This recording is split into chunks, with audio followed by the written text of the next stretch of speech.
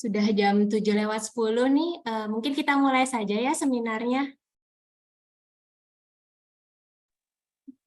Baik, Ibu. Ya, izin memulai ya Ibu. Pertama-tama, selamat malam kepada para peserta, ibu-ibu dari komunitas ABK UMKM.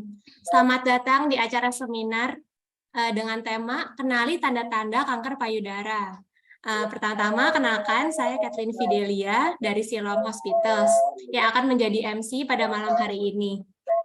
Nah, jadi ibu-ibu, tujuan dari seminar hari ini itu agar ibu-ibu anggota UMKM mengetahui lebih lanjut mengenai kanker payudara dan screening yang akan dilakukan.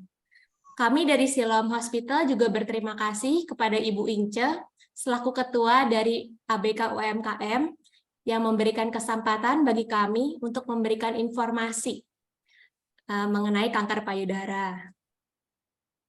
Mungkin seperti yang anggota ABK UMKM tahu, mungkin Ibu Ince sudah memberikan informasinya ya, bahwa Siloam sekarang sedang mengadakan program selangkah, yaitu Semangat Lawan Kanker, dengan memberikan screening kanker payudara kepada wanita-wanita di Indonesia. Kami memberikan screening ini untuk anggota ABK UMKM, dan saya lihat dari laporan Ibu Ince, sangat antusias ya Bu pesertanya. Betul. Iya, Banyak. Kami sangat senang sekali loh mendengarnya. Terima kasih. Iya, mungkin dari seminar ini, anggota ABK UMKM bisa tahu lebih lanjut apa itu kanker payudara dan pentingnya screening ini untuk dilakukan. Nanti yang akan membawakan acara ini, yang akan present materi ini adalah Dr. Nanda. Pertama-tama, mari kita sambut moderator kita pada malam hari ini, yaitu Ibu Ince. Mungkin mau memberikan sepatah dua patah kata, Bu, untuk peserta seminar ini. Terima kasih, Ibu Kathleen. Baik, sebelumnya saya mengaturkan selamat datang dan selamat bekerja sama dengan tim dari ESG Rumah Sakit Siloam yang diketuai oleh Ibu Rati dengan para staf, termasuk Ibu Kathleen, Ibu Reni, yang berkenan untuk menjalin kerjasama dengan ABK UMKM. Dan kami juga mengaturkan terima kasih atas kedatangan Dr. Nanda berkenan untuk memberikan sosialisasi perihal apa sih tes deteksi kanker payudara atau mamografi. Nah, jujur saya sampaikan di sini bahwa 70% dari anggota ABK UMKM memang dari golongan menengah ke bawah, ibu dan ibu-ibu semua. Jadi dalam hal ini ada kesenjangan akses ya untuk penerimaan informasi dan akses juga untuk mempergunakan hal-hal yang sifatnya digital. Dalam hal ini contohnya memanfaatkan ruang webinar. Jadi ada istilah gaptek di antara para ibu. Namun saya percaya dengan adanya webinar ini yang direkam melalui YouTube, kemudian nanti kami share melalui YouTube kami dan mungkin juga dari YouTube Siloam, monggo silakan saja. Itu akan membuka wawasan para ibu disabilitas di ABK UMKM dan juga rekanan kami di komunitas disabilitas manapun perihal pentingnya mamografi. Dan kami mengaturkan terima kasih kepada ESG Rumah Sakit Siloam Group dalam hal ini memberikan kuota 150 pada ibunda disabilitas.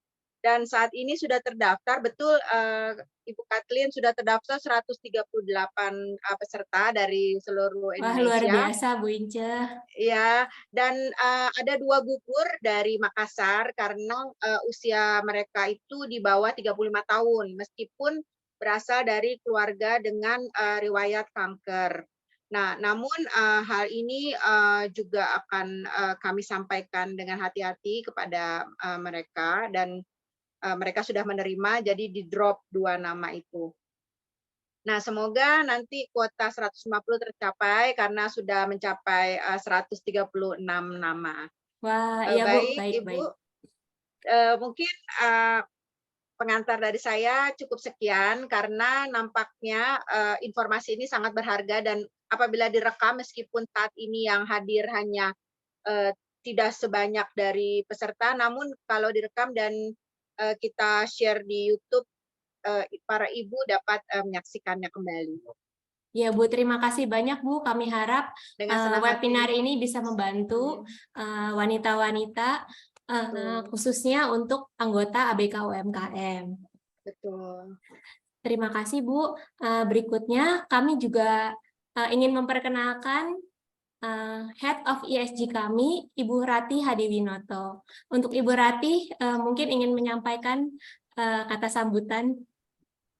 Terima kasih, Kathleen. Selamat malam buat ibu-ibu sekalian, bersama Bu Inca. Kita bertemu lagi, Bu, kali ini dalam webinar. Sebelumnya perkenalkan, nama saya Rati. Jadi sebenarnya saya ini bergabung di dalam WA Group ABK UMKM itu sendiri. Tapi selama ini saya jadi pemerhati, saya lebih memantau aja dengan kegiatan yang segudang itu. Jadi saya terus cari cara, gimana ya caranya supaya saya bisa memberikan kontribusi supaya kita juga bisa saling-saling bertukar informasi, bertumbuh bersama gitu. Nah, ketika kantor saya, Siloam Hospital Group membuat event ini, membuat campaign ini, saya sangat excited sekali karena ini saatnya kami akhirnya bisa berkesempatan untuk memberikan fasilitas kepada teman-teman ABK UMKM. Jadi memang ini sesuatu yang sangat saya excited. Dan ketika ngobrol dengan Bu Ince gitu, mudah-mudahan ini menjadi awal dari kerjasama jangka panjang kita. Tentunya banyak hal-hal yang bisa kita kerjakan bersama, tapi memang kita harus memilih gitu. Jadi ini mungkin adalah kerjasama pertama kita. Dengan senang hati hari ini kita berbagi informasi. Kedepannya akan ada acara-acara lain, atau kerjasama lain, dan kami senang hati bisa melayani ibu-ibu di ABK UMKM. Mungkin saya nggak banyak ngomong ya, saya cuma bilang satu. Sebagai orang tua anak berkebutuhan khusus, resiko kita terhadap penyakit itu jadi tinggi karena stresnya luar biasa, support yang datang ke kita mungkin dirasa kurang gitu. Jadi banyak pikiran, membuat kita juga tidak mungkin tidak pasti ada impact kepada fisiknya.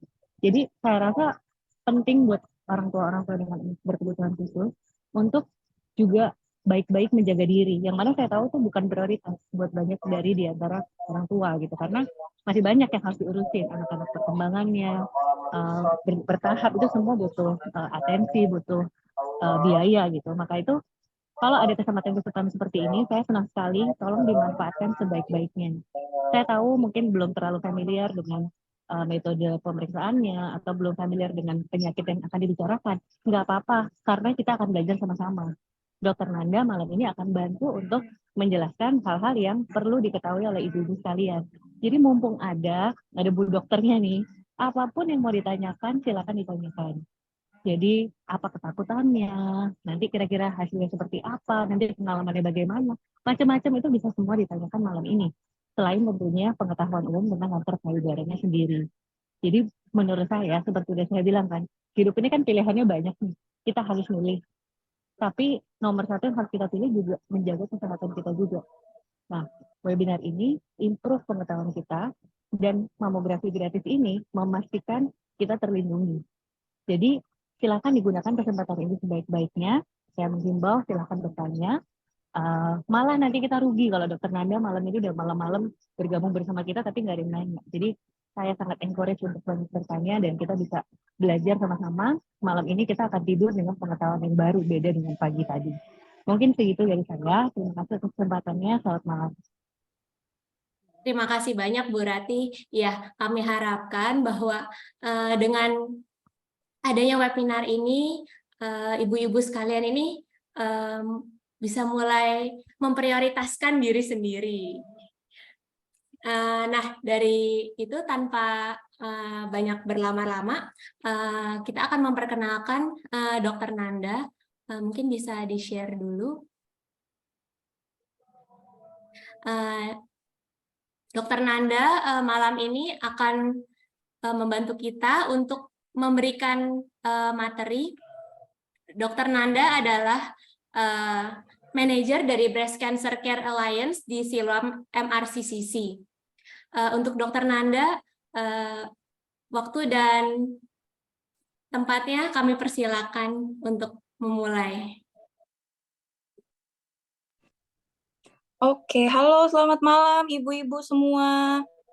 Selamat malam, Selamat Dokter malam, Nanda. Dokter. Selamat malam Terima ya. kasih. Terima kasih banyak saya sudah diberikan kesempatan untuk sharing, sama-sama belajar ya ibu-ibu. Jadi kalau ada yang bingung, mau ditanyakan supaya tidak tersesat, nanti monggo di belakang kita tanya jawab ya, gitu biar sama-sama belajar gitu kita ya.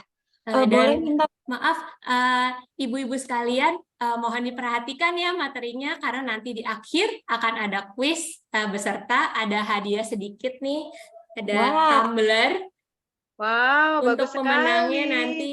Jadi mohon diperhatikan dengan baik presentasi dari Dokter Nanda.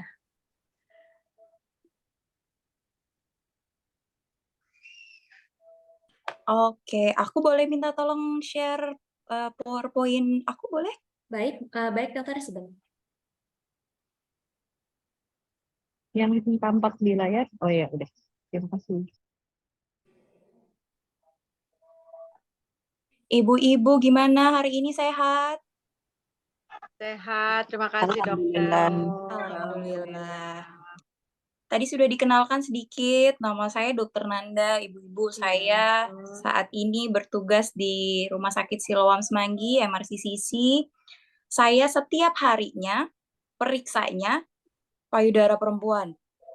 Tiap hari saya lihat begituan terus. Ya, jadi saya mau share pengalaman, ilmu soal kanker payudara ini, ya. Boleh next? Oke, ini kayak materi sekolah ya, agak susah ya, tapi dilihat aja gambarnya. Secara umum, kalau dari luar itu kita bisa lihat yang di sisi sebelah kiri, layar sebelah kiri ya. Kalau kita penampakan luar, payudaranya seperti itu. Ada bagian putingnya, ada bagian yang hitam, itu namanya areola, ya. Kemudian di ketiak itu ada tulisannya lymph nodes, itu artinya kelenjar getah bening. Kelenjar getah bening itu apa sih, Dok? Kelenjar getah bening itu adalah tentaranya badan kita. Jadi kalau ada penyakit, ada infeksi, ada radang, kelenjar getah bening kita bisa bereaksi gitu ya. Jadi kelenjar getah bening yang paling dekat dengan payudara adalah yang di ketiak ya. Kemudian minggir sedikit ke sebelah bagian payudara itu ada yang kuning, itu lemak ya. Kemudian ada yang tulisannya lobe. Lobe itu kalau ibu pegang payudara itu ada gerenjel-gerenjelnya sedikit. Itu artinya kelenjar susunya. Ya, yang kayak anggur itu ya, yang warnanya agak kemerahan. Kemudian ada dux, yang tulisannya dux itu artinya selangnya, tempat keluar ASI-nya, gitu. Ya, jadi secara di dalam itu kelihatannya apa aja sih isinya?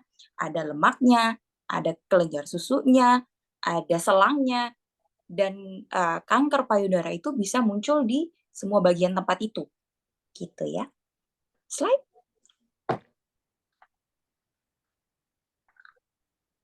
Oke, nah ini hitung-hitungan aja. Kalau mau ditanya, kenapa sih bahasnya kanker payudara gitu ya? Kanker payudara itu masih nomor 1 di Indonesia. Bahkan di dunia pun masih nomor 1 ya, di antara jenis kanker yang lain. Bahkan di antara laki-laki dan perempuan yang paling tinggi, yang warna pink ya, yang warna pink itu adalah breast cancer. Tuh Pak, kalau nggak usah lihat angkanya, lihat aja besarnya tuh, ya, lebih luas. Jadi masih nomor 1 untuk di kedua jenis kelamin maupun di perempuan, masih menang breast cancer. Jadi angkanya banyak banget, artinya banyak banget orang yang kena kanker payudara, gitu ya. Boleh slide?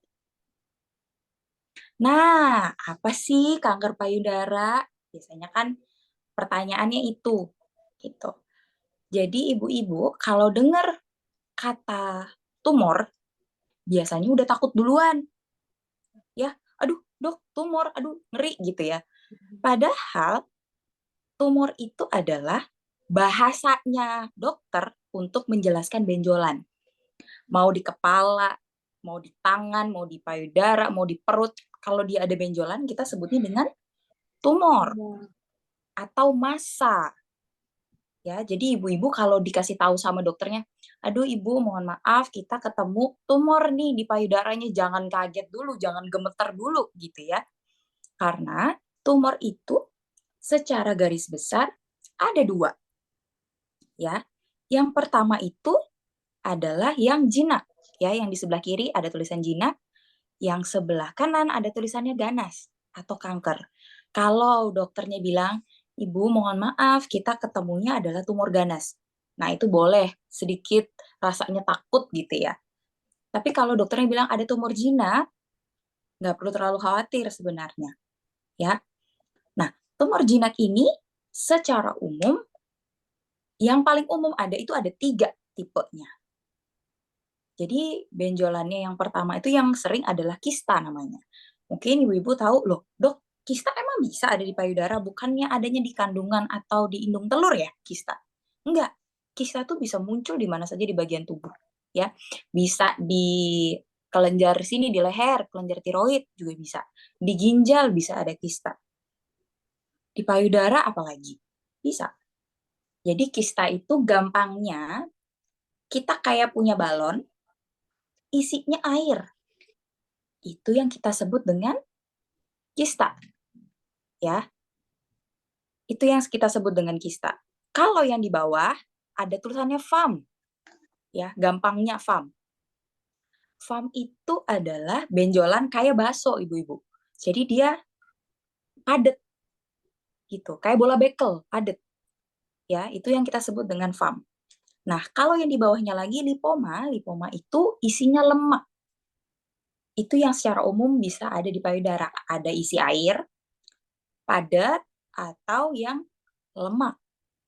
Ya, kalau lihat di gambar, yang di bawah, yang ditunjuk garis benign lump, itu yang benjolan jinak. Yang di atas, yang ditunjuk garis itu yang jenisnya cancer.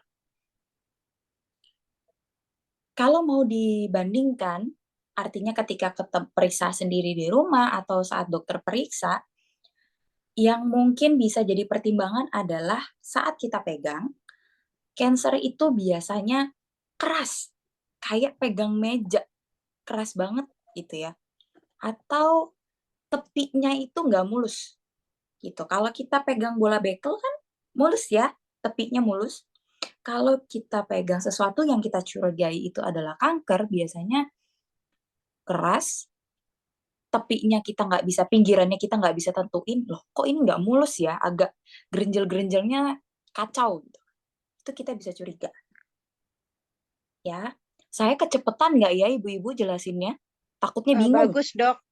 Bagus. Silakan. Oke, kalau gitu saya lanjut ya. Ya, Dok. Oke, boleh slide.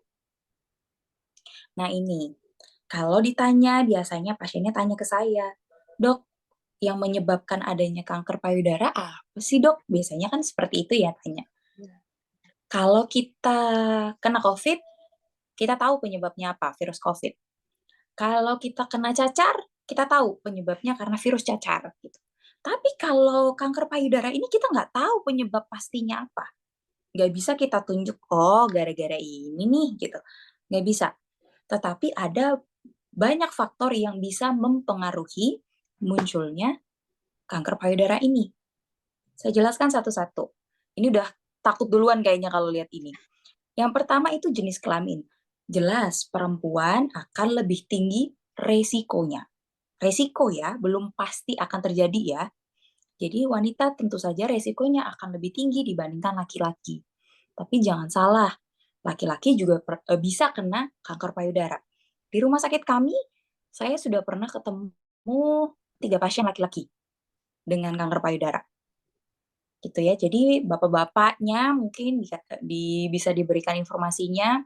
Kalau ada sesuatu yang kalau laki-laki kan gampang ya periksanya, kalau ada benjolan sedikit mungkin lebih dulu ngeh dibandingkan perempuan gitu. Jadi kalau ada sesuatu yang rasanya di bagian dadanya tumbuh sesuatu atau sakit, boleh diperiksakan ke dokter gitu. Kemudian bertambahnya usia.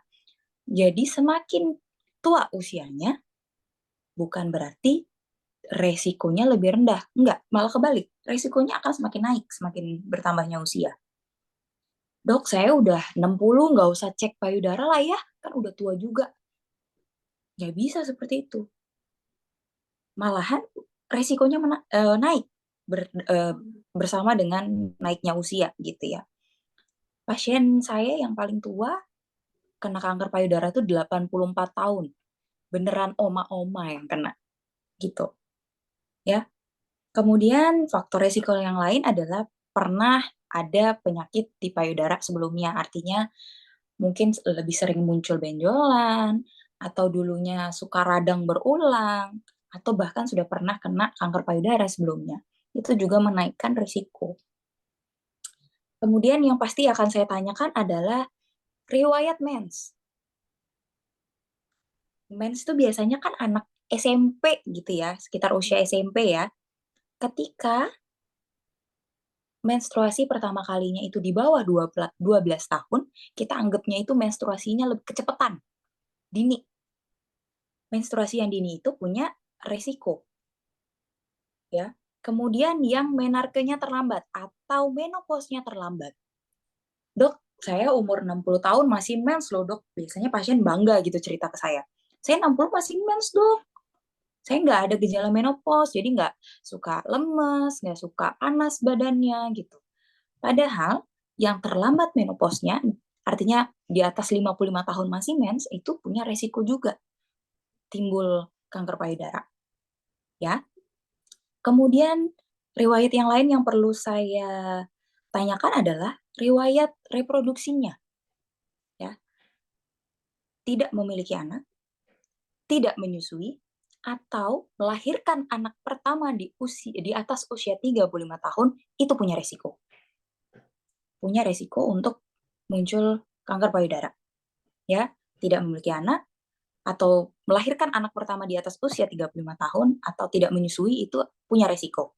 Resiko ya, belum pasti akan muncul. Kemudian yang terakhir itu hormonal. Hormon itu kan secara alami memang diperlukan tubuh, diproduksi tubuh. Tapi ketika ada imbalance, artinya tidak seimbang hormon dalam tubuhnya, atau misalkan ada tambahan hormon dari luar, tambahan hormon itu apa aja sih? Pil KB, suntik KB, itu kan artinya hormon dari luar ya yang kita tambahkan, itu juga punya pengaruh kalau pemberiannya tidak diawasi dokter. Kacau aja tuh, minum sesuka hatinya, terus nggak pernah kontrol ke dokter kandungan, nggak pernah ngecek gitu ya. Misalkan harusnya rekomendasinya adalah di atas 40 tahun, biasanya kita sudah anjurkan untuk tidak pakai kontrasepsi yang ada hormonnya. Yang ada hormon tadi yang saya sebutkan ya, pil, suntik, biasanya akan diganti kontrasepsinya, entah pakai kondom bapaknya, atau pakai spiral, pakai IUD. Jadi diganti yang tanpa hormon, gitu. Ya, kemudian obesitas atau kelebihan berat badan. Kenapa kelebihan berat badan? Gini, asumsi kita kalau kita timbang berat badan kita tinggi gitu ya, berat banget nih gitu, tidak sesuai dengan postur tubuh, tinggi tubuh gitu. Yang kita asumsikan adalah lemak tubuhnya yang banyak. Nah, lemak tubuh yang banyak ini jadi pabriknya hormon. Ya, kalau kita hormonnya berlebihan, tadi apa? Resikonya ada. Makanya kita perlu menjaga berat badan. Karena kita asumsinya kalau berat badan naik, lemaknya nih yang lebih banyak. Tuh. Kemudian alkohol, kemudian merokok. Satu lagi pernah ada terapi di sinar dadanya atau radiasi. Ada beberapa kasus penyakit yang harus disinar pengobatannya. Itu juga ada resikonya. Gitu ya. Oke, lanjut boleh? Silakan dong. Oke. Nah, ini yang harus dicatat kayaknya ini ibu-ibu ya. Tanda dan gejalanya apa sih yang harus kita lihat gitu ya biasanya. Ibu-ibunya kan harus tahu sendiri ya seperti apa gitu. Yang pertama, cara periksanya adalah ibu-ibu depan kaca nih, berdiri ya. Depan kaca berdiri, naikkan tangannya ke atas dua-duanya. Dilihat pergerakan payudaranya. Simetris atau tidak naik turunnya payudara. Atau ada yang lebih turun satunya jauh banget jomplang gitu. Nah, itu perlu diperiksakan ke dokter kenapa. Ya. Terus lihat, memang ukurannya kanan dan kiri itu nggak sama ya ibu-ibu, jadi nggak usah takut. Tidak sama memang secara dari sononya memang nggak sama. Kecuali ibu operasi gitu ya, ditambahin sesuatu, mungkin simetris jadinya. Ya. Kemudian ada perubahan kulit. Jadi yang diperiksa juga dari yang kita bisa lihat adalah bagian kulit. Kalau kulitnya tiba-tiba warnanya kemerahan, nggak hilang-hilang, nggak tahu penyebabnya apa, sudah ke dokter kulit nggak sembuh-sembuh, atau sampai luka nggak sembuh-sembuh, itu perlu cari tahu ke dokter kenapa. Bisa jadi itu tanda atau gejala dari kanker payudara itu tadi. Gitu ya. Kemudian yang ketiga itu yang paling sering adalah teraba benjolan. Gitu. Jadi benjolannya itu ya bisa kecil, bisa udah besar, tergantung ya seberapa sering kita periksanya, seberapa ngeh kitanya gitu. Jadi makanya ibu-ibu harus bisa menghafalkan payudaranya sendiri bentuknya seperti apa. Gitu ya. Kemudian yang diperiksa selain payudara itu juga ketiak. Tadi saya di awal bilang kelenjar getah bening, salah satunya yang bisa kita raba adalah di ketiak. Kalau ada sesuatu masalah di payudara, bisa larinya ke ketiak atau ke leher. Jadi biasanya kalau kita demam, anaknya radang tenggorokan, amandel gitu ya, misalkan, di sini suka bengkak. Kenapa? Ada kelenjar getah bening di sini. Jadi tentaranya duluan yang bekerja. Sama dengan kalau kita ada masalah di payudara. Tentaranya yang duluan kerja mana? Yang di ketiak, yang paling deket. Jadi bisa muncul keluhan di ketiak. Gitu ya. Kemudian yang kelima yang perlu diperhatikan adalah bagian puting. Keluar cairan atau enggak. Normalnya kalau tidak sedang menyusui kan nggak keluar apa-apa ya ibu-ibu ya. Tetapi ketika keluar cairan rembes terus-menerus, warnanya seperti nanah atau bahkan berdarah, nah itu harus segera ke dokter dicek kenapa. Kemudian harusnya kan puting kita itu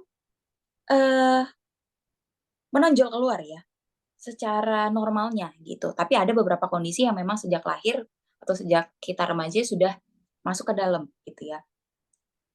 Itu tiba-tiba aja nih, loh bulan lalu saya periksa payudara saya aman-aman aja, kok sekarang mendelep ya, masuk ke dalam ya putingnya. Itu juga perlu dicari tahu kenapa. Apakah ada benjolan yang narik putingnya ke dalam atau seperti apa? Ya, itu.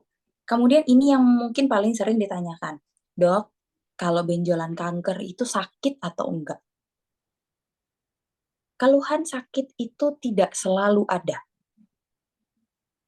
Tidak tanda atau gejala pasti itu pasti kanker. Tidak. Oh, kalau saya nggak sakit, sudah pasti nggak kanker nih dok. Nggak bisa seperti itu. Tidak spesifik keluhan nyeri itu untuk kanker. Bisa sakit, bisa enggak. Jadi kadang-kadang yang jadi tantangan buat saya dokter adalah memberikan informasi kalau ada sesuatu benjolan, biarpun tidak sakit, biarpun tidak ada keluhan signifikan, harus ke dokter. Minimal kita tahu dulu itu benjolannya apa, tumornya itu apa, jinak atau ganas.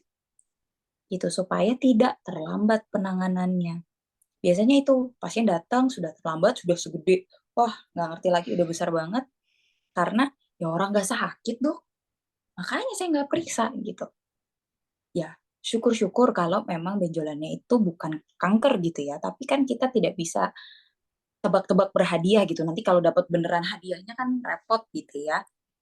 Jadi ini yang perlu ibu-ibu periksa di rumah saat melakukan pemeriksaan payudara sendiri di rumah. Ya. Oke, next. Nah, ini bahasanya medis. Screening. Programnya Siloam. Kita ada program screening dengan mamografi, itu salah satu metode yang kita bisa lakukan. Jadi screening itu ini, ketika ibu-ibu tidak ada keluhan, baik-baik aja nih nggak ada keluhan, atau ibu-ibu saat pegang payudaranya memang nggak ada benjolan dok, nggak ada keluar cairan di puting, jadi sehat-sehat aja, memeriksakan payudaranya, itu yang kita sebut dengan screening. Ya, kalau diagnostik, itu bagaimana kita mendiagnosis sesuatu penyakit. Kita mau cari tahu nih apa penyakitnya. Artinya sudah ada keluhan sebelumnya. Entah ibu datang ke saya dengan benjolan, atau dengan keluar cairan dari puting, atau gatel nggak hilang-hilang, atau luka. Artinya sudah ada keluhan, kita akan lakukan diagnostik, examination, pemeriksaan diagnosis. Dengan apa? Bisa dengan mamografi juga. Cuma memang tujuannya berbeda. Yang satu pada orang sehat, yang satu yang sudah ada gejalanya. Kenapa screening ini penting? Supaya amit-amit kalau kita ketemu sesuatu masalah, kita taunya itu di stadium yang masih kecil. Jadi angka kesembuhannya, angka survive-nya, angka bertahan hidupnya tinggi dibandingkan sama yang sudah stadium akhir. Ini pentingnya, makanya jangan takut untuk screening hanya karena tidak ada keluhan. Tadi mungkin Ibu Rati sudah kasih tahu, ini kesempatan. Ya, ketika ada akses untuk melakukan screening, ketika ada akses untuk periksa, kita masih sehat nih. Nggak ada salahnya kita untuk periksa. Itu, ya. Next. Nah, ini. Yang bagian kiri ini punya ibu-ibu di rumah namanya Sadari. Yang sebelah kanan Sadari sini punya saya. Ya, jadi Sadari itu periksa payudara sendiri. Jadi periksa punya sendiri atau dibantu bapaknya boleh. Gitu ya. Jadi pemeriksaannya itu tadi tujuan dari Sadari ini supaya menghafal payudara sendiri. Oh, bulan ini nih seperti ini. Nggak ada benjolan, nggak keluar cairan, atau di ketiaknya aman. Supaya ketika ada sesuatu yang berubah, ibu duluan yang tahu. Kan nggak mungkin setiap bulannya ketemu saya, ketemu dokter untuk periksa. Gitu kan? Yang kapan dok biasanya periksanya? Periksanya sekarang hari apa sih? Selasa ya? Hari Selasa. Ibu-ibu mens nih hari ini, hari Selasa. Berarti ibu-ibu melakukan Sadari di rumah hari Selasa minggu depannya sampai dengan hari Kamis. Jadi hari ke-7 sampai dengan hari ke-10. Dari pertama mens. Mensnya hari ini hari Selasa. Ya udah, Selasa minggu depannya diperiksa sendiri payudaranya. Itu waktu terbaik untuk melakukan pemeriksaan payudara sendiri atau melakukan pemeriksaan dengan mamografi atau USG. Ya. Kemudian sadanis. Nah, ini yang ketemu saya yang datang ke rumah sakit. Rekomendasinya adalah 1 sampai 2 kali per tahunnya. Kenapa harus ketemu dokter? Biasanya ibu-ibu kurang pengalaman untuk periksa payudara sendiri. Jadi masih bingung, ini beneran benjolan atau kelenjarnya doang ya? Biasanya kan itu, kan sama dok, kayak gerenjel-gerenjel gitu juga. Biasanya pasien sulit memeriksa. Atau dengan tidak ke dokter, kita tidak bisa melakukan pemeriksaan lebih lanjut, USG atau mamografi. Padahal dengan USG dan mamografi itu sangat membantu sekali. Gitu. Jadi memang penting untuk datang ke dokter. Di puskesmas pun sekarang bidan-bidannya, dokter-dokternya udah jago nih pemeriksaan seperti ini. Ya, bahkan sekarang pemerintah ada rencana untuk screening payudara gratis. Saya nggak tahu ya kapan itu dicanangkan. Jadi rumah sakit tipe yang mungkin lebih daerah akan punya mamografi, kemudian di puskesmas dilengkapi dengan USG. Jadi jangkauannya akan lebih luas untuk screening kanker payudara ini.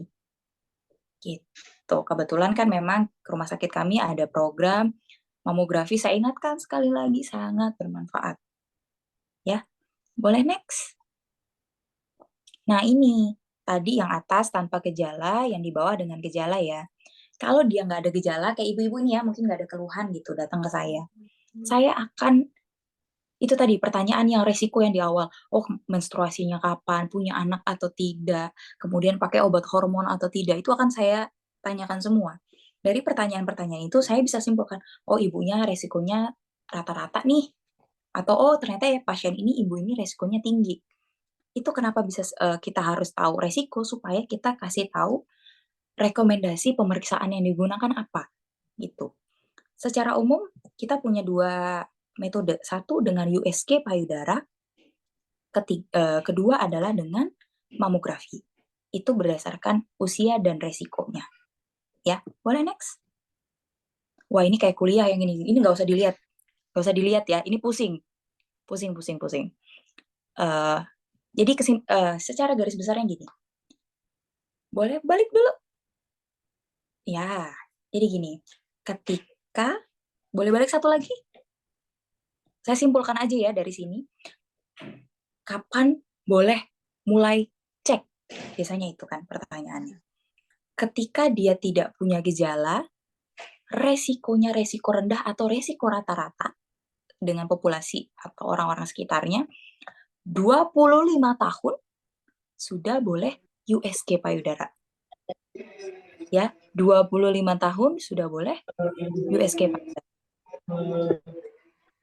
Ketika dia usia 40 tahun ke atas, 40 dan 40 tahun ke atas, sudah boleh mamografi. Jadi secara internasional, semua dokter di dunia ini pakai adalah mamografi untuk screening payudara di usia 40 tahun. Itu kalau dia tidak ada gejala atau tidak punya resiko tinggi, ya. Tetapi kalau dia bergejala, punya resiko tinggi, atau bahkan sudah tes genetik sebelumnya, ya, itu bisa lebih rendah lagi usianya. Boleh next. 30 tahun sudah boleh mamografi. 30 sampai 35 tahun sudah boleh mamografi. Di atas 35 tahun kalau dia memang resiko tinggi, atau bahkan 30 tahun kalau sudah tes genetik. Genetiknya positif untuk bisa muncul kanker di kemudian hari. Itu bisa usia 30 tahun. Mulai mamografi. Biasanya nanya, oh berarti saya harus periksa mamografi aja dong dok? Boleh, bisa. Tetapi ada beberapa kondisi yang memang harus digabung keduanya, antara USG dan mamografi. Ada beberapa kasus yang harus ditingkatkan ketepatan pembacaannya oleh dokter radiologi dengan menggabungkan keduanya. Makanya biasanya saya akan tawarkan ke pasien, dok saya mau mamografi aja deh, misalnya usia 42 tahun gitu ya. Resikonya rata-rata, resiko rendah. Boleh silahkan mamografi. Tetapi ketika di hasil mamografi ternyata ada sesuatu yang perlu diperiksa dengan USG, pasiennya jadi bolak-balik biasanya. Makanya saya kembalikan ke pasien. Kalau nanti ternyata ada sesuatu yang perlu ditindaklanjuti dengan USG, bersedia untuk balik lagi, artinya kan bolak-balik ya pasiennya, atau ya sudah sekalian dilakukan USG dan mamo berbarengan, atau memang ternyata sudah ada keluhan, atau saya waktu saya periksa ternyata udah benjolan, pasti akan saya rekomendasikan untuk lakukan dua-duanya, USG dan mamografi, gitu ya. Oke, ini nanti mungkin berkaitan sama pembacaan hasil. Yang di bagian kanan ada tulisannya BIRADS, BIRADS. Itu yang kategori 1 sampai 5. Ya. Jangan takut dulu lihat itu. Itu adalah bukan stadium kankernya, bukan. Bukan stadium kanker ya.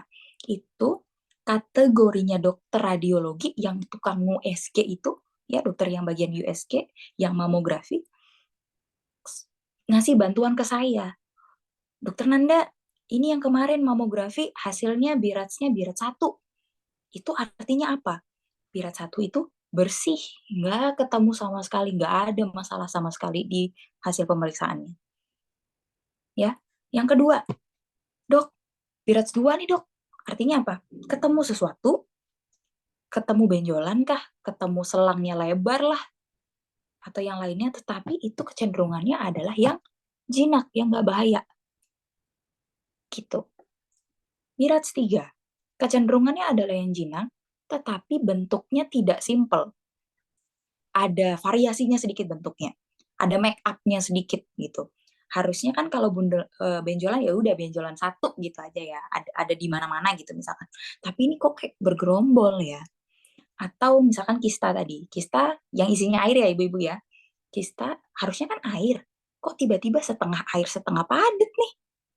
Itu kita biasanya tulisnya 3. Karena dia tidak simple bentuknya. Ada tambahan lain gitu.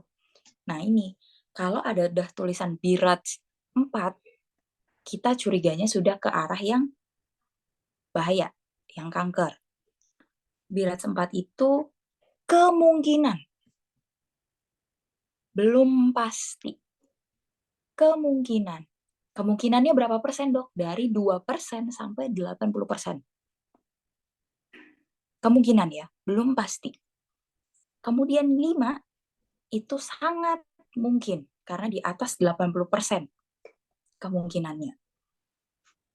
Nah ini, 4 dan 5, kalau saya udah baca itu, saya kan gini, pasti ngomong sama pasiennya, ibu ini adalah kemungkinan.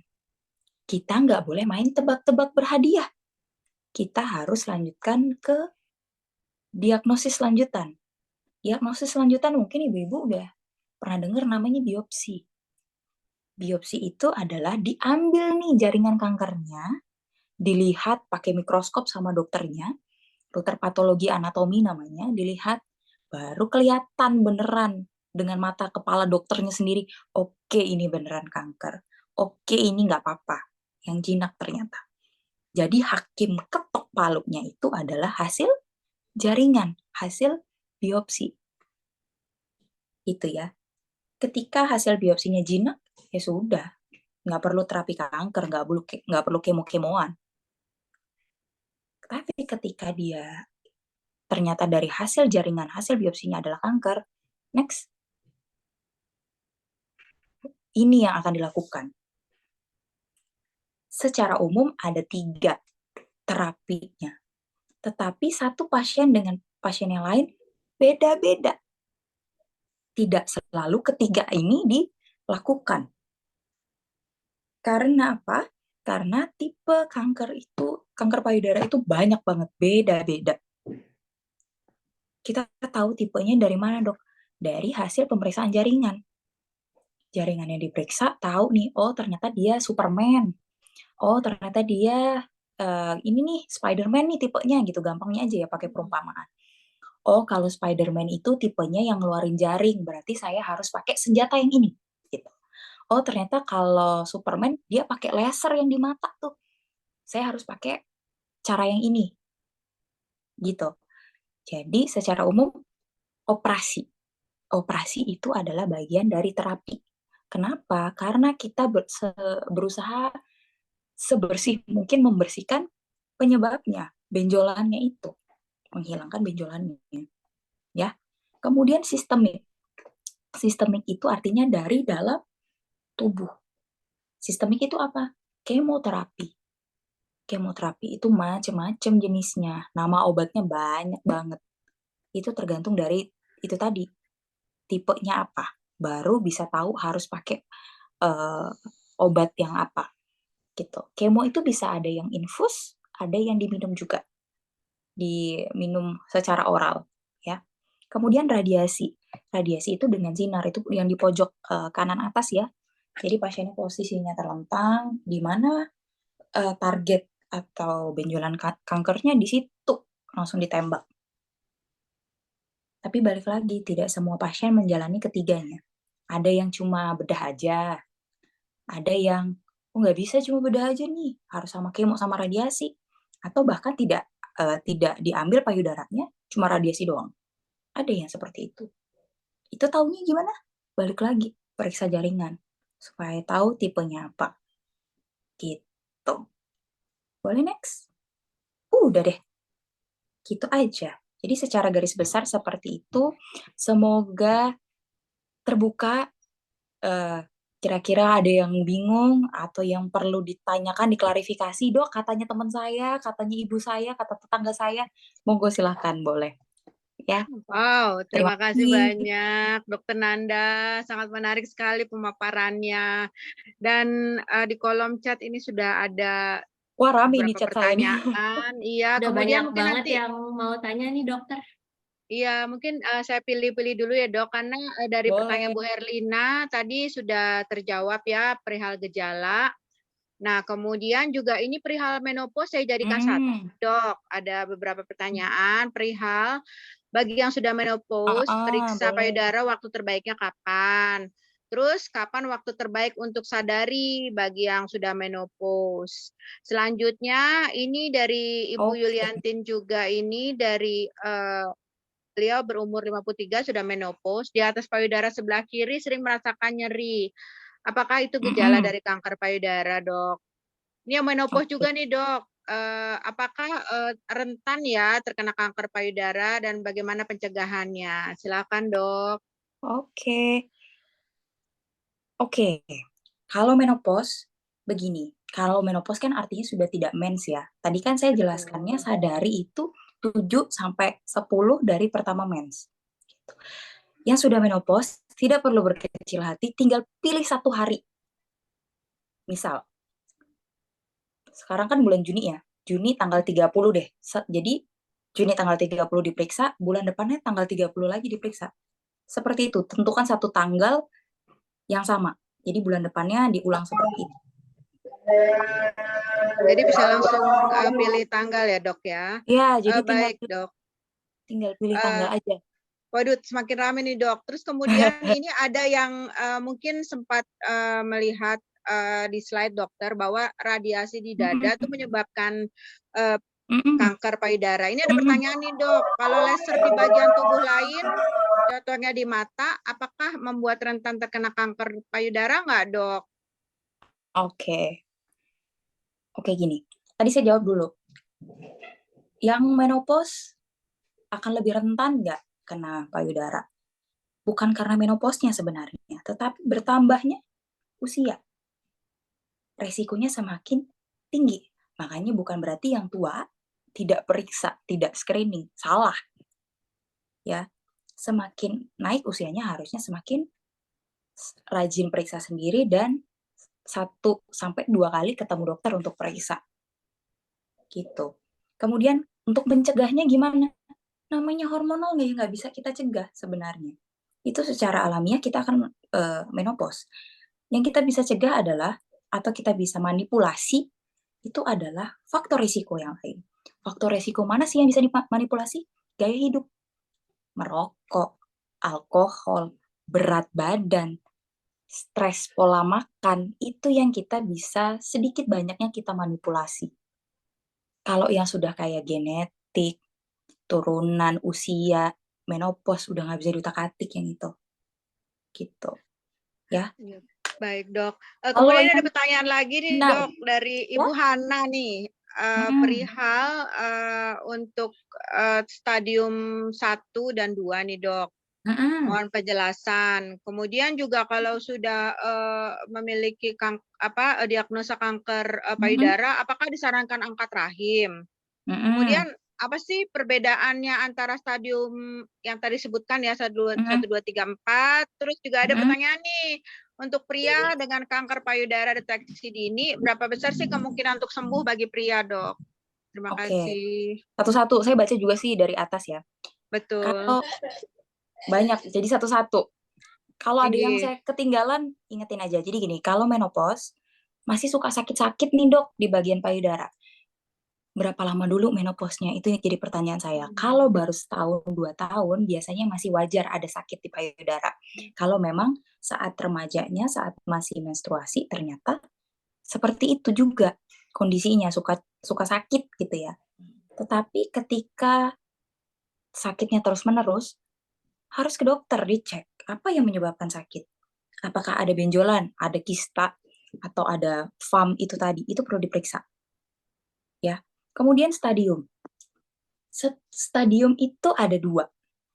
Satu berdasarkan klinis atau yang kita lihat sebagai dokter. 2 berdasarkan hasil periksa jaringan biopsi. Ada 2.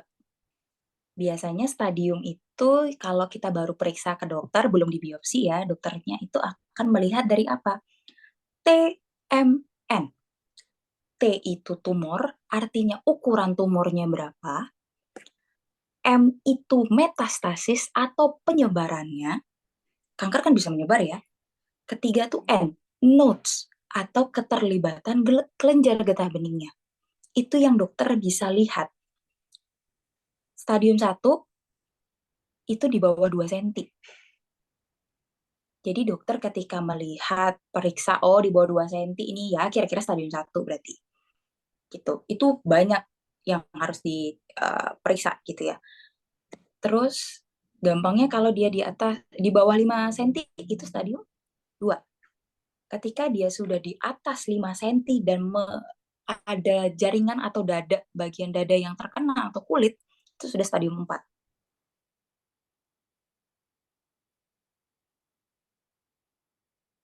Ya baik, Dok. Dok Nanda nampaknya freeze ya. Ya. Tapi sudah ini kok, sudah bisa lagi, Dok. Silakan lanjut. Oh, oke, sorry. Saya kayaknya matiin video aja deh. Oke. Jadi seperti itu. Kalau stadium 4, dia ada keterlibatan kulit atau dinding dada di belakang payudara. Gitu. Jadi udah jauh, udah ke depan atau udah ke belakang. Itu pasti stadium 4 kita bilangnya.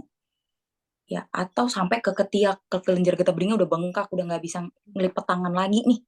Udah nggak bisa lurus tangannya di bawah gitu di samping badan. Itu sudah kita bilang stadiumnya stadium 4. Seperti itu. Jadi stadium itu dilihat berdasarkan ukuran, sudah ada penyebaran atau tidak, atau kelenjar getah beningnya ikutan kena nggak nih? Gitu. Wow, Kemudian Dok. apa lagi ya tadi sebentar? Ya, kemudian Banyak tentang kayaknya sebentar. pria, Dok, untuk yang pria melakukan tadi ya. ya sadari tingkat kesembuhannya berapa persen, Dok? Gini, tingkat kesembuhan itu kita bisa nilai dari kita ketemunya di stadium berapa dulu pasiennya. Laki-laki maupun perempuan seperti itu. Ketika dia ketemu di stadium yang sekecil mungkin, kemungkinan dia sembuhnya, kemungkinan angka hidupnya bagus, ya akan semakin tinggi. Kalau dia ketemunya udah kemana-mana, udah luka, udah nyebar ke tulang, ke paru-paru, ke otak, angka sembuhnya akan kecil. Gitu. Ya, jadi bapak-bapak juga harus cek payudaranya sendiri. Jadi kalau ada yang sakit, ada keraba benjolan, itu perlu dicek juga kenapa. Gitu. Jadi gini, semakin kecil stadiumnya, angka harapan hidupnya akan semakin baik. Intinya gitu. Ya, terima kasih banyak, ada Dokter ya. Nanda. ini banyak sekali Mm-mm. pertanyaan, namun nampaknya kita harus akhiri karena sudah ada rundown acara. Dan dalam hal ini Mm-mm. sebentar lagi akan saya serahkan kepada MC. Namun saya dapat sampaikan di sini perihal yang disampaikan oleh dokter bahwa dari case kanker di Indonesia, kanker payudara menempati urutan kedua ya dok ya. Dan bagi para ibu disabilitas, salah satu pemicu kanker itu adalah tingkat stres yang tinggi. Jadi para ibu semua manfaatkan kesempatan yang telah diberikan oleh ESG Rumah Sakit Siloam untuk mendaftarkan program mamografi gratis. Nanti Dokter Nanda akan dampingi ya dok ya. Kemudian juga ibu-ibu jangan takut karena selama ini beberapa ibu takut dok untuk periksa, takut ketahuan begitu.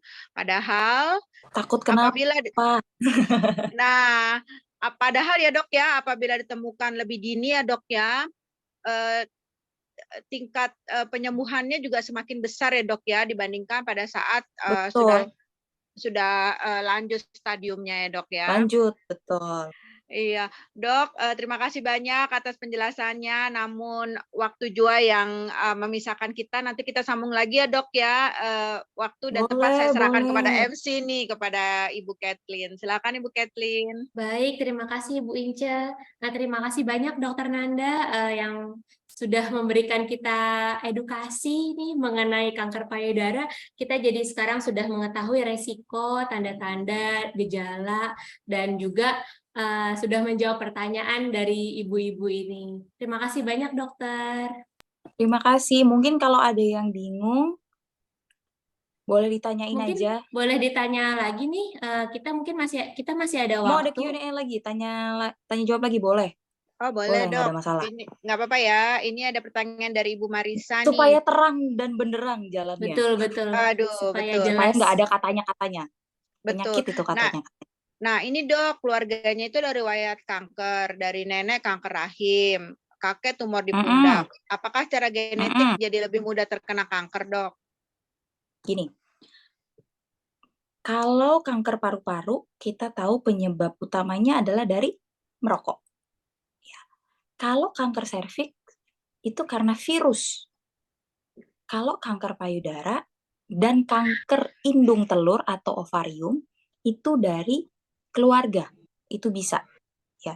Jadi ketika ibu-ibu punya keluarga yang di atas, ke samping, atau bahkan di bawahnya yang punya kanker payudara, kanker indung telur atau ovarium kita sebutnya, itu punya resiko. Resiko ya. Makanya kenapa? Itu karena hormon yang berperan itu sama antara yang di atas sama yang di bawah. Artinya di ovarium dan di payudara itu sama. Makanya kita kalau mens di sini suka sakit, di bawah suka sakit gitu ya, karena hormon yang mempengaruhinya sama.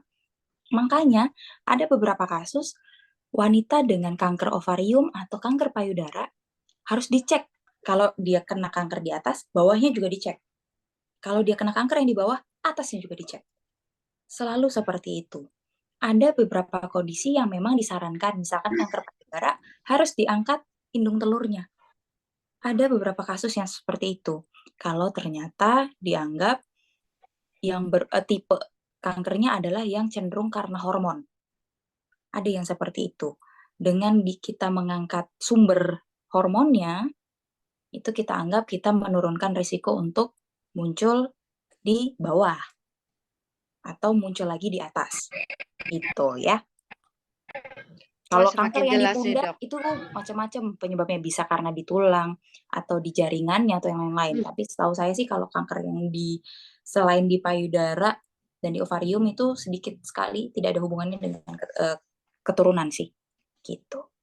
Dok, sedikit ini ada pertanyaan tentang gaya hidup minimalis. Bagaimana sih dok bagi mereka yang sudah di atas 50 tahun untuk mencegah kanker? Lifestyle. Ibu-ibu, makanan apa aja silahkan. Kalau jumlahnya sewajarnya. Biasanya ibu-ibu yang datang ke poli saya tanya, saya boleh makan daging merah? Monggo silahkan. Saya boleh makan tahu tempe nggak dok? Katanya tahu tempe hormon dok isinya. Boleh.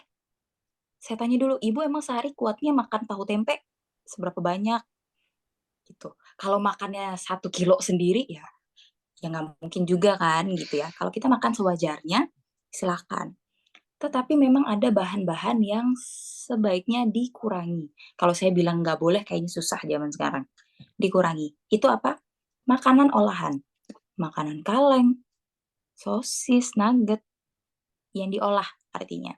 Itu yang sedikitnya kita harus kurangi. Gitu. Kemudian jaga berat badan. Kan kalau sudah menopause artinya pabriknya sudah tidak produksi hormon lagi ya. Tetapi ada pabrik lain nih yang produksi apa? Lemak tubuh. Makanya ibu-ibu harus jaga berat badan supaya pabrik hormonnya nggak banyak. Gitu. Perlu olahraga juga supaya kita bisa menjaga kondisi tubuh kita baik gitu. Ada lagi yang bertanya? Terima kasih banyak dok. Ini ada penjelasan dok tentang kalau benjolan di payudara ada yang bisa hilang nggak sih dibalur dengan rempah-rempah dok? Terus kalian deh pertanyaan kedua nih dok yang berhubungan juga dengan treatment pada payudara. Apakah bra mempengaruhi ya dok ya untuk mencegah timbulnya kanker? Ini, secara penelitian nggak ada tuh namanya balur-baluran. Balur dikasih minum akar bajakan dok katanya, atau minum kulitnya manggis dok katanya hilang. Temen saya tuh ada dok yang seperti itu, gitu misalkan. Habis minum kecil dok benjolannya hilang gitu. Secara penelitian belum ada khasiat bener-bener gitu.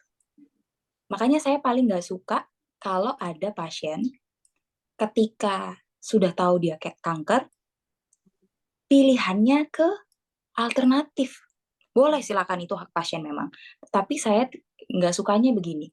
Saya berikan, ini loh resikonya. Ini resikonya kalau menunda treatment, menunda terapi. Ini resikonya kalau ditunda kalau ini tidak dilakukan dengan segera gitu. Saya jelaskan resikonya, saya jelaskan keunggulannya. Kalau tidak ditunda itu akan lebih bagus hasilnya. Karena kita tahu memang kalau tipe kankernya yang ini harus dikasih obat ini gitu. Itu kan sama dengan tebak-tebak berhadiah karena tidak punya penelitiannya. Ada berapa kasus seperti ini? Pasien datang tahun lalu nih ke saya. Ternyata kanker. Stadium 2. Stadium 2 berapa? Dikurang dari 5 cm. Tahun depan saya sudah rencanakan untuk biopsi, periksa jaringan. Diperiksa jaringannya beneran kanker. Setelah kanker, dokter yang penanggung jawabnya minta untuk radiasi saja. Nggak pakai kemo, nggak pakai diangkat semua payudaranya, tapi pasiennya mangkir. Mangkirnya kemana? Alternatif. Akupuntur lah, minum-minum obat herbal lah. Monggo silahkan, itu pilihan pasien. Tetapi dia datang setahun kemudian sudah stadium lanjut. Udah besar kayak kelapa, udah putingnya udah hilang, ketarik ke dalam, yang harusnya hanya sinar saja waktu itu sudah nggak bisa diapa-apain lagi sekarang. Saya yang sedih melihatnya. Harusnya angka hidupnya menjadi baik kalau dilakukan di sejak awal. Ini jadinya dokternya bukan untuk menyembuhkan lagi, untuk memperbaiki hidupnya saja supaya tidak menderita. Kalau bahasa kasarnya seperti itu, bagaimana mencegah supaya dia kehidupannya tidak sakit-sakit banget lah, gitu. Bukan untuk sembuh jadinya. Padahal kalau misalkan dilakukan di awal, dia cuma hanya perlu sinar. Beres, selesai masalahnya. Makanya saya perlu wanti-wanti, memang itu adalah hak pasien untuk menentukan pilihan terapinya. Tetapi ketika kembali lagi dengan kondisi yang lebih buruk, saya sudah nggak bisa ngomong. Artinya saya sedih aja lihatnya gitu. Harusnya pasien saya ini bisa baik hasilnya, tetapi sampai di saya lagi kenapa harus nggak bisa diapa-apain lagi. Intinya gitu. Kemudian yang kedua, bra. Ini juga sama. Bra itu tidak ada secara penelitian yang berpengaruh langsung. Oh, kalau saya pakai bra yang ada kawatnya boleh nggak sih dok? Boleh, silahkan. Nggak ada karena pakai bra kawat terus tiba-tiba muncul kanker gitu. Nggak. Mungkin memang kalau pakai yang kawat, Kalau ukuran bra-nya terlalu kecil, kan kejepit banget ya. Biasanya yang muncul apa? Gatel, jamuran, kalau nggak diganti-ganti. Atau pegel karena kelamaan, gitu. Biasanya munculnya seperti itu, tapi nggak bisa tiba-tiba muncul benjolan kanker gitu. Enggak sih. Secara penelitian sih nggak ada. Intinya gitu. Semoga menjawab. Wow, dokter. Sangat menjawab dan sangat bagus sekali. Sebelum saya serahkan kepada Ibu Kathleen, ini nampaknya ada yang tunjuk tangan ini dok. Bagaimana dok? Mm-mm. Ini Bu Kristi. Apa ini sebagai pertanyaan terakhir dok? Baik-baik, Bu. Terakhir ya, Bagaimana Ya, bagaimana Ibu Kathleen? Ya, silakan Bu Kristi. ya, selamat malam, dokter. dan Selamat malam Ibu. malam. Halo. Saya mau tanya singkat saja. Mm-mm. Apakah pernah dokter ketemu hasil mamografi dan hasil Mm-mm. USG yang sudah mengarah ke yang level 4, level 5, Mm-mm. tetapi setelah dibiopsi hasilnya false positif gitu. Jadi hasilnya bukan ke ganas, Hasilnya tapi bukan ke, cancer gitu ya. ya hasilnya bukan cancer. Jadi kayak false positif gitu. Terima kasih dokter. Baik, sama-sama Ibu Kristi. Langsung saya jawab ya. Baik. Kalau yang Silakan dok. sudah stadium 4 artinya sudah kemana-mana ya. Jadi penampakan luarnya udah luka, udah besar, keteknya udah sampai ke ketek, sudah sampai ke ketiak, atau bahkan sudah punya gejala-gejala di organ yang lain gitu. Saya hampir tidak pernah ketemu kalau itu ternyata bukan kanker. Tetapi ketika dia ukurannya mungkin kecil di bawah stadium 3, ketika di USG dan mamo ternyata curiga gitu. Tulisannya birat 4, kan curiga ya. Curiga ketika dites ternyata jinak, ada kasusnya. Ada yang seperti itu. Makanya itu saya bilang tadi tidak boleh tebak-tebak berhadiah. Syukur kalau hadiahnya ternyata door prize. Tapi kalau hadiahnya ternyata yang jelek, tapi kita tidak lakukan, kan rugi. Gitu. Ya kan berarti kalau benjolan, birat 4, boleh dong dok, nggak dibiopsi. Saya tidak sarankan. Saya paling tidak suka tebak-tebak berhadiah. Kita harus tahu benar-benar ini kanker atau bukan. Ketika itu bukan kanker ya sudah, selesai masalahnya. Kalau tidak dilakukan tindakan lebih lanjut untuk biopsi, bagaimana kita tahu itu kanker atau bukan? Intinya gitu sih, Bu Kristi. Semoga membantu dan Baik, menjawab ya. terima kasih. Terima kasih Bu Kristi. Terima kasih banyak Dokter Nanda. Saatnya saya serahkan kepada MC kita ini Ibu Kathleen. Silakan Bu Kathleen. Terima kasih banyak Dokter Nanda sudah menjawab pertanyaan dan kekhawatiran ibu-ibu ini. Kita harap ibu-ibu jangan takut lagi ya untuk periksa mamografi. Betul. Mumpung ada kesempatan untuk screening. Screening tadi apa? Belum ada gejala. Ya. Mumpung ada kesempatan, silakan diperiksa. Takutnya mungkin karena takut nanti ketemu sesuatu. Ya lebih baik ketemu sekarang daripada nanti-nanti. Betul sekali dokter. Ya kan? Gitu. Baik, terima kasih banyak dokter. Nah, ibu-ibu, di saat yang terakhir yang kita tunggu-tunggu akan ada kuis untuk kita lihat nih, ibu-ibu tadi mendengarkan atau tidak nih penjelasan dokter. Bisa kita mulai kuisnya? Silakan Bu Kathleen.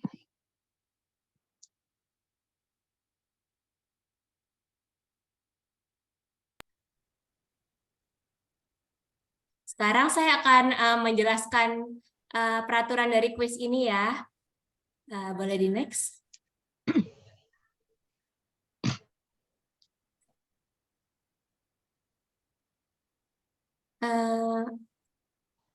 Sorry, boleh di back dulu. Untuk peraturannya saya jelaskan sedikit ya, ibu-ibu. Jadi nanti untuk formatnya bisa dijawab di kolom chat langsung. Formatnya adalah nama lengkap, strip, jawaban. Yang menjawab paling cepat akan mendapatkan hadiahnya. Nanti kita akan langsung umumkan pemenangnya per pertanyaan ya. Jadi nanti kita ke pertanyaan pertama. Siapa yang paling cepat menjawab, dia adalah pemenangnya. Untuk waktunya kita berikan 15 detik ya. Udah siap ibu-ibu? boleh saran nggak? Mendingan langsung resen aja lebih cepat. Maaf Bu, boleh diulang? Maksudnya aku nggak usah ketik-ketik lama kan kita lihat layar sama mau ketik-ketiknya beda gitu jadi lama. Kalau boleh usul langsung ngejawab jadi resen aja. Siapa yang cepet langsung angkat tangan terus ngejawab gitu loh. Boleh nggak kayak gitu? Nanti maaf Bu, tapi nanti takutnya terkendala semuanya angkat tangan nih Bu. Supaya ada datanya mungkin lebih baik kita menjawab di kolom chat aja ya Bu, dengan format jawaban, strip, nama lengkap. Mungkin kita bisa mulai ya kuisnya. Untuk setiap pertanyaan kita berikan waktu 15 detik untuk bertanya. Ayo semangat ibu-ibu. Sebentar, semangat ibu-ibu. Kita bisa mulai. Next.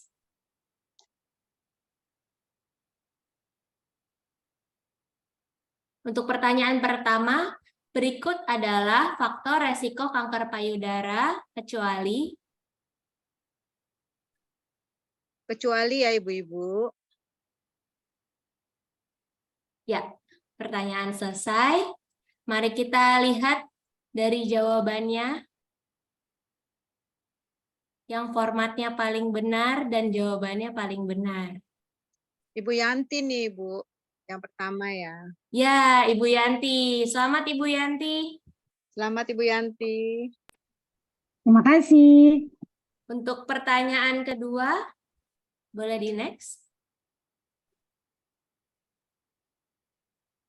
Berikut adalah gejala dari kanker payudara.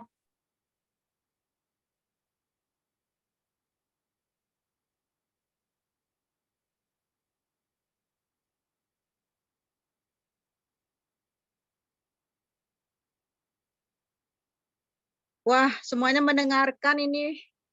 Wah, Semuanya mendengarkan nih, Dok. semuanya mendengarkan. Kathleen. Ya, Iya. berhenti.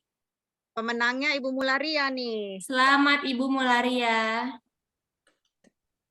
Selamat. Terima kasih. Kita bisa next untuk Alhamdulillah pertanyaan disimak. berikutnya.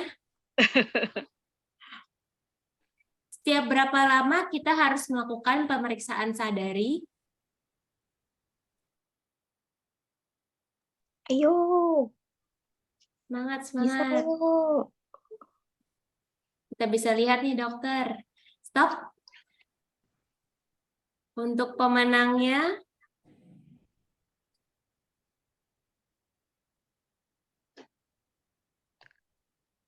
wah, semua.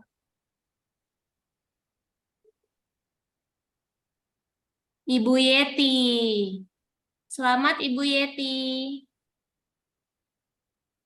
Jawabannya adalah C, 1 bulan sekali, 7 terima sampai kasih. 10 hari setelah menstruasi. Betul ya dokter? Selamat Bu Yeti.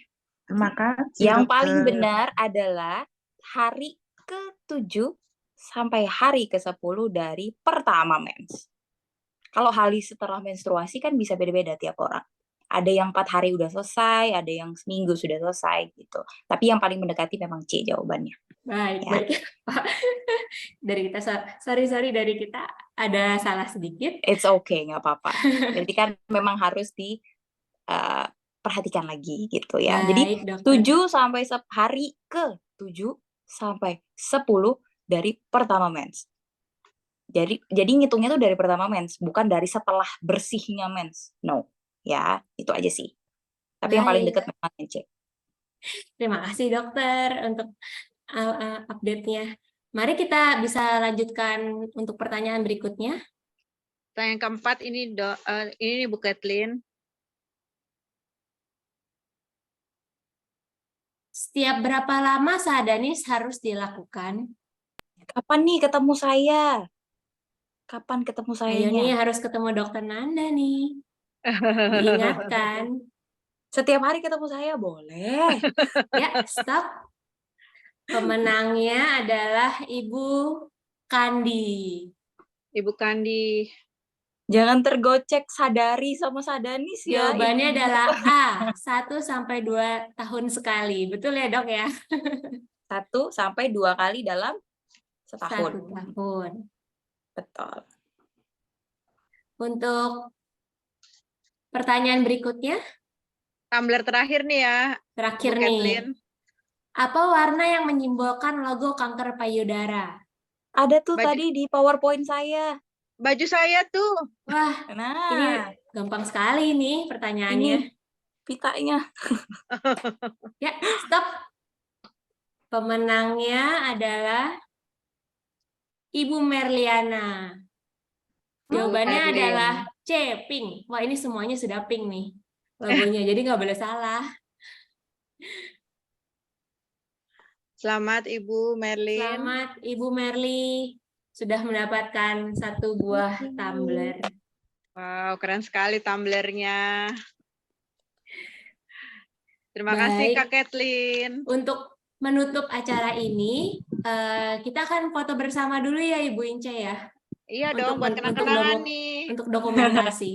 Iya, ketemu Dokter Nanda, ketemu Ibu Kathleen, Ibu Rati. Ayo Maaf, semuanya, boleh. Maaf, saya mau nanya ke Ibu Kathleen, maaf ya. Iya. Kan menyediakan fasilitas gratis untuk mamo. Jadi kalau nanti ternyata ada tindakan lanjutan, itu bagaimana ya? Apa tetap gratis atau dirujuk kemana atau gimana? Jika nanti ada temuan, kami akan memberikan 1 kali pembacaan hasil dengan dokter umum, Bu. Dengan dokter umum di Siloam. Jadi hanya ada pembacaan hasil, tapi nanti Ibu juga akan, jika ada temuan, setiap peserta juga akan diberikan CD, Bu. Jadi nanti CD ini bisa digunakan untuk berobat di puskesmas, Bu. Jadi nanti tinggal menyerahkan CD-nya, nanti bisa langsung dirujuk, Bu. Begitu. Dibantu rujuk ke BPJS ya, Iya, Ibu betul. Kathleen. Jadi kita sudah punya hasilnya, rujukan BPJS-nya akan lebih mudah. Betul. Oke, makasih ya, Dok. Sama-sama. Terima Mungkin kita bisa mulai untuk sesi fotonya ya. Semuanya sudah siap? Ini bocahnya ikut foto nih, Dok. Ayo ikut foto semuanya. Pak, yang termanis senyumnya, bocah kecil. Siapa itu tangan cakep dong? Ayo kita foto ya. 1, 2, 3.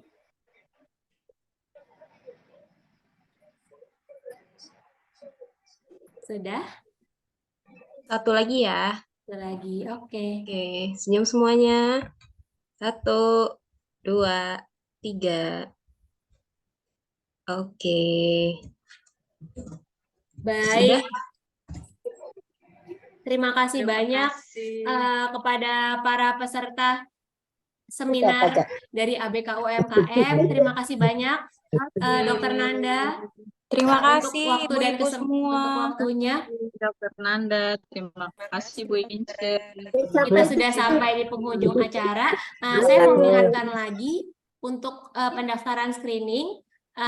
Jangan takut ibu-ibu untuk screening. Silakan hubungi Ibu Ince ya untuk koordinasi pendaftaran. Untuk infonya, kloter pertama akan kami mulai di awal bulan Juli. Baik, itu saja sih dari kami. Terima kasih banyak Ibu-ibu, Ibu Ince, Dokter Nanda atas waktu dan kesempatannya. Kami tutup. Terima kasih. Terima kasih Bu semuanya. Kathleen. Sehat Terima selalu. kasih semua. Terima kasih semua. Nanda, Mbak Kathleen, semuanya. Semuanya. Selamat malam. Selamat malam. Selamat. Malam.